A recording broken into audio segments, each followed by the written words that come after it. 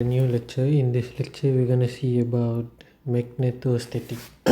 Okay, before we begin, as usual, we have some stuff to recap. The first stuff that we need to recap is regarding this. Okay, in cylindrical coordinate system, we have these three stuff. This is radial or radical. We will call it radial. Okay, and this is the axial, and also this is called the azimuthal. Okay, now radial means how long or how distance it is, the radius. Okay, how long is this from the point? Okay, the radius. Now z, the axial, mean how high is it from the original point. Okay, so radius and how high. Azimuthal means the, okay, what does azimuthal means? Azimuthal means it means circle around the axis. Okay, now imagine this is our axis, this is our midpoint, so radius means the r. Okay, the r. Now axial means z, it means the height, so maybe we'll take it here, so here. Now the azimuthal means it's the circle around the axis, meaning if it starts, suddenly it stops here. So if our point is here, it means that its radius may be 3 cm, its axial from the below, and then its azimuthal. Okay, azimuthal is the curve, is the degree here. Okay, so why do we need this? This recap is important because it will help us for the magnetostatic toroid, which we will be seeing in a while. Okay, so this is enough for the recap. Now the second recap that we need is Ampere law. So we know that moving current or changing current electric field creates magnetic field. Again, changing electric field creates magnetic field. Okay, now before we begin, we use Ampere law for perfect straight wire. Okay, we use a Biot-Savart law for all types of wire. If the wire is something like this, or if it's in this shape, every shape can be used using Biot-Savart law. But if it's in a perfect symmetry, this is symmetry, or this straight line, could be using Ampere's law because it's perfect straight wire.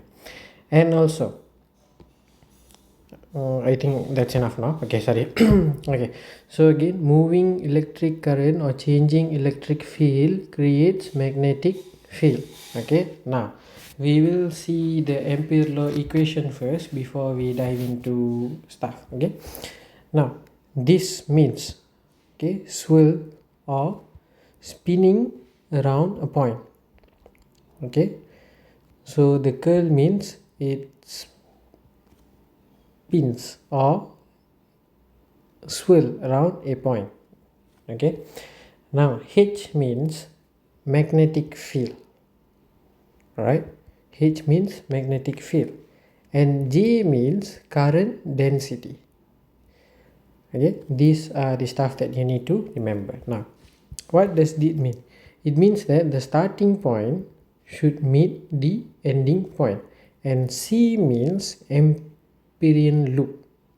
Okay, now there are certain stuff you need to be familiarized with. Amperian loop, or sometimes we call it Amperian contour, is something that is in symmetrical shape.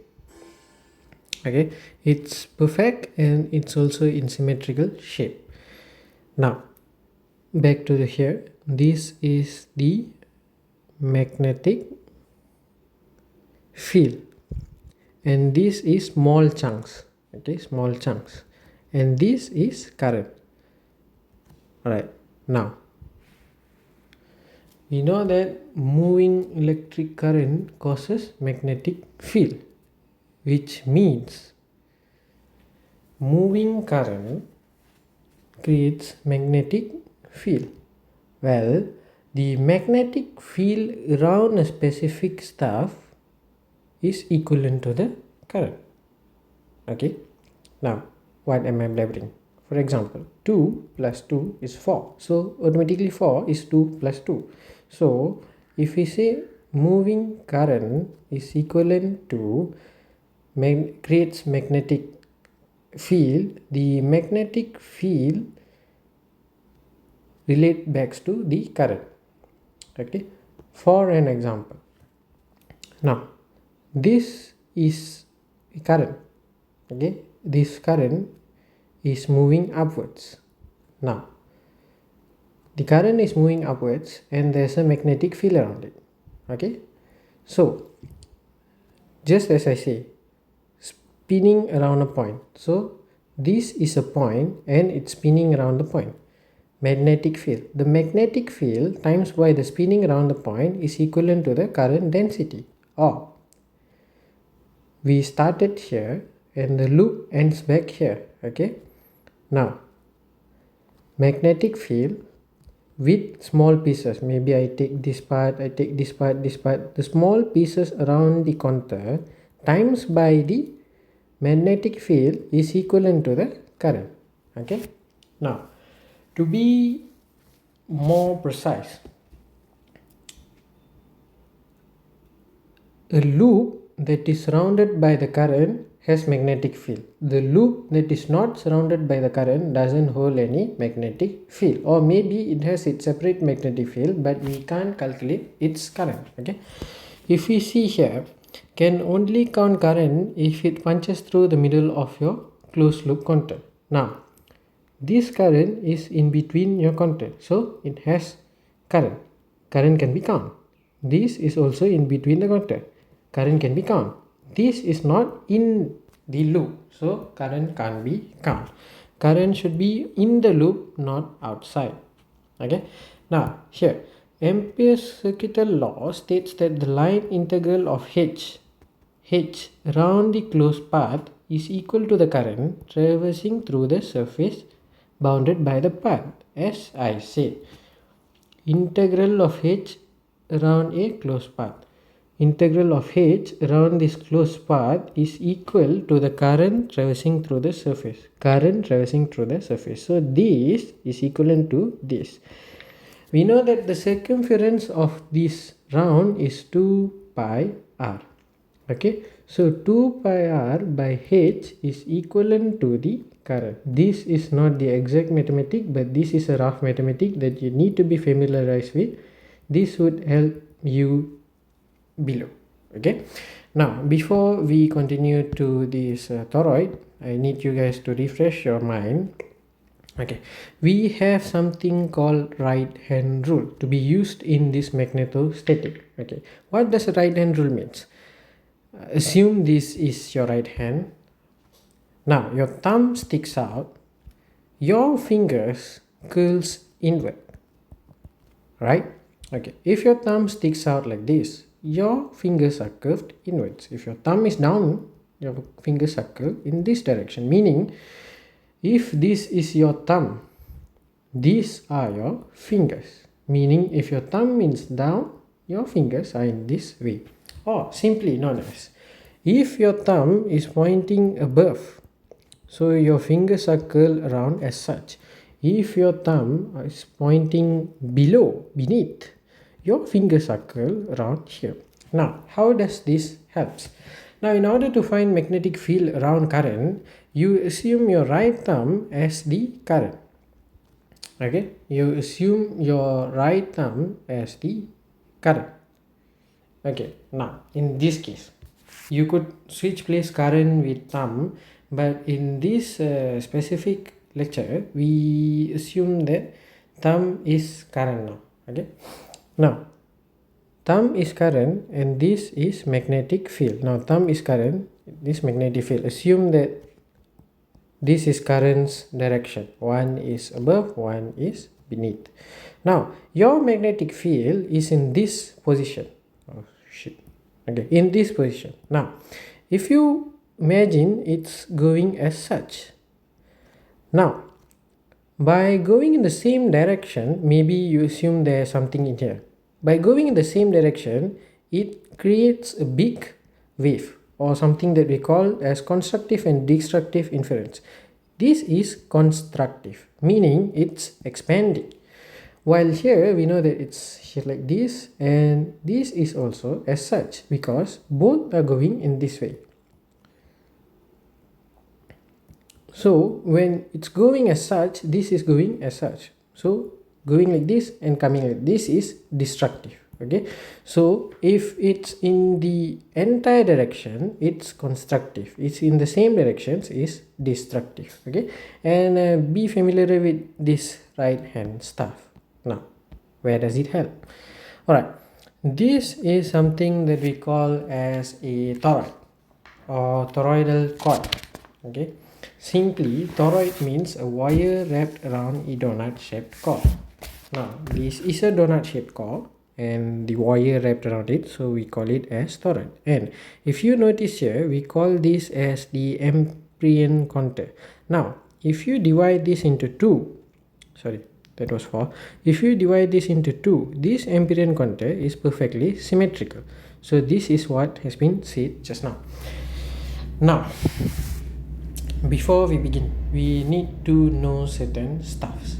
Okay, first and foremost, what is R?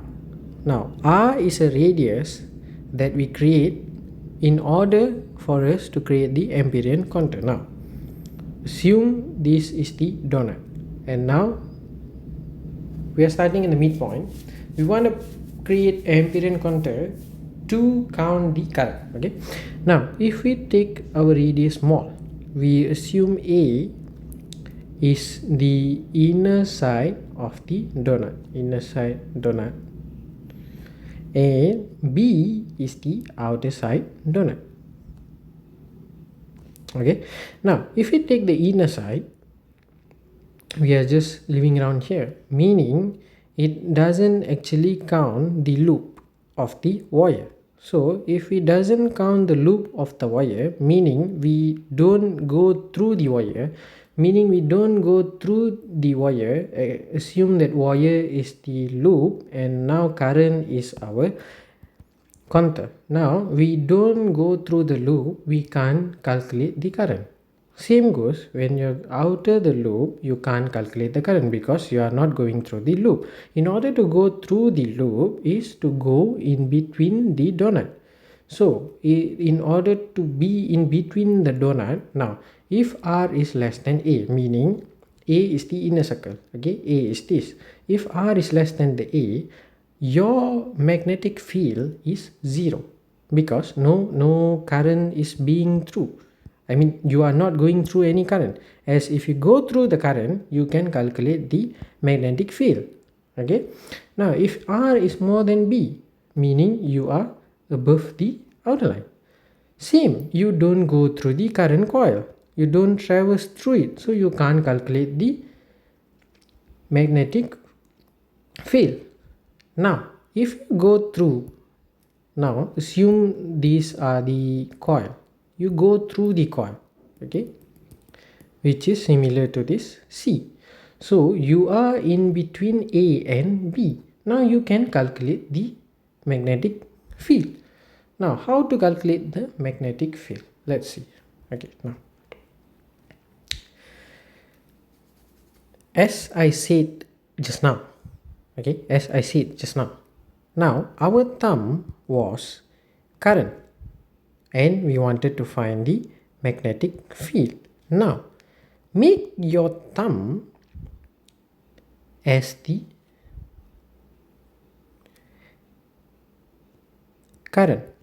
as the magnetic field, and make your curls as the current. Now if you hold your fingers, 1 finger, 2 finger, 3 finger and 4 finger, this current is going in. If you are holding this donut, your thumb is sticking as such. So your thumb is going in this way. Now, in azimuthal, if you go anti-clockwise, which we do, we calculate as such. This means we are going anti-clockwise. If we are going anti-clockwise, it means it's in the positive. Now, if we see here, your thumb is sticking here and it's going in this direction. Okay, it's going in this direction, meaning It's going as such. It's going as clockwise. So your azimuthal is now in negative direction, meaning your magnetic field is in negative azimuthal. Right? Your field is in negative azimuthal. How does this explain? Now, let's go back a second. Okay, now you know this is the toroid. This is how the donut works. Now, back to our initial equation.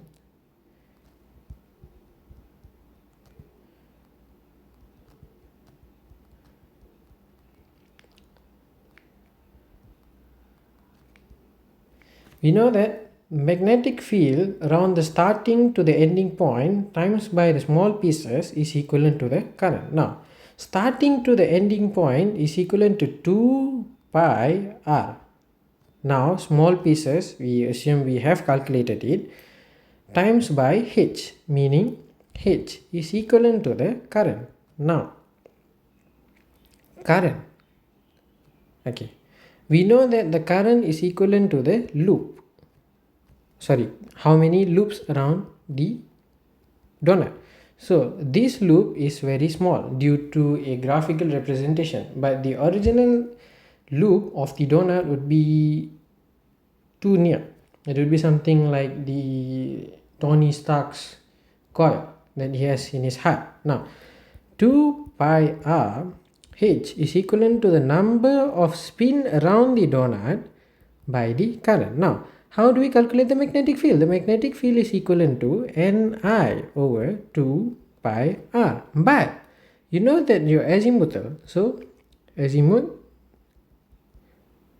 Now, does the azimuth travel in anti-direction? No, it's traveling clockwise. Okay, it's traveling clockwise. It's not traveling anti-clockwise. If it's traveling anti-clockwise, then it means this is correct. Now, your problem is it's traveling anti-clockwise. So, the magnetic field is equivalent to anti-clockwise of Ni over 2 pi Nr. Okay, the calculation for this, if you are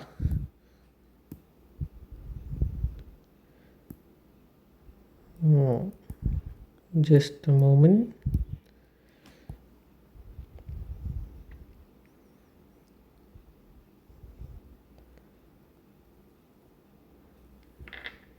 Okay, now assume the original calculation for this would be is equivalent to 2 pi to 0 negative azimuth over h by azimuth over the radius of the azimuth, which is equivalent to this back, which is equivalent to negative Ni.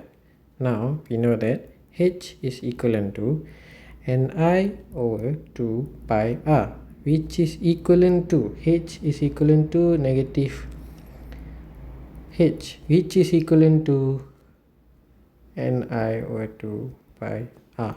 Now, the simplest method you can do is, as I said, step 1, write back the Ampere's law equation.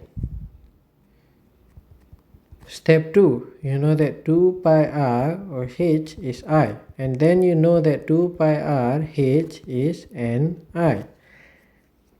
Okay, then you know that h is equivalent to Ni over 2 pi r. Now you know that h is equivalent to the direction of the azimuth. In our case, it's negative azimuth over h, meaning that h is equivalent to negative azimuth Ni over 2 pi r. You see, 2 pi r comes from the circular stuff. Okay, this is the toroid. Now, I hope you guys understand from here. You need to be in the loop in order to calculate the magnetic field and also current. So current can be calculated if it's in the magnetic field. Same, magnetic field can be calculated if it's in the current. Now, let's focus on this. Now, this is a calculation for problem. This is magnetic flux density problem. Okay, magnetic flux density is called as V. Now, how do we calculate this? it's actually quite simple. Now, if you guys remember just now, I was lecturing you about this position. Now, this is here and this is anti-direction, meaning we don't cancel each other. So, B total is equivalent to B1 plus B2. If it's in the anti-direction, we should have B1 minus B2. Okay. Now, we do the distance. So, distance from the wire 1, we name it as wire 1 and we name it as wire 2. Okay. Distance of P from wire 1 is 0.5. So, distance of wire 2 from P is R2 is equivalent to 2 minus 0.5, which is 1.5 meter. Now, for y, okay, another thing. O is equivalent to 4 pi 10 t ma. This would be given.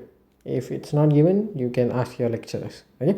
Now, for the wire 1 or B1, now B is equivalent to 4 pi 10 of 7. Then the current it's carrying is 6 over 2 pi, and the distance is 0.5 in this case for here. Now you would get 2.4 times by 10. This is the unit. Now for wire 2, B2, it's just the same. Now 6, then 2 pi, and the distance is 1.5 meters, and you'll get 0.8. Now, as I said, B total is B1 plus B2. So, 2.4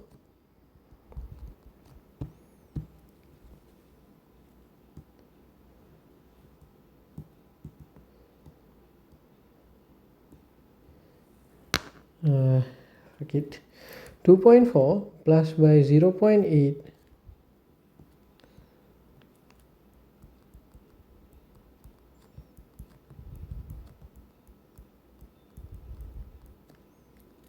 is equivalent to 3.2 times 10 power 6, or you may write it as, okay. So this is everything for magnetostatic. So for this, you need to determine the direction. Now it's in the same direction, you need to cancel it out. If it's in a different direction, you don't need to cancel. In order to understand this, you need to know the right hand rule. Okay, thank you.